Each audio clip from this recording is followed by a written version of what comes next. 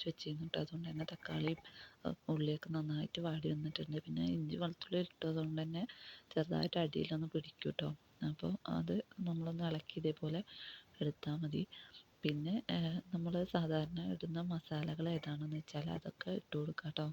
ഞാൻ മഞ്ഞൾപ്പൊടി, മുളക് പൊടി, മല്ലിപ്പൊടി, പിന്നെ ജീരകം, വലിയ ജീരകത്തിൻ്റെ പൊടിയും ഇത്തിരി ഒരു നുള്ള ഗരം മസാലേൻ്റെ പൊടിയും കൂടി ഇട്ട് കൊടുക്കുന്നുണ്ട് കേട്ടോ.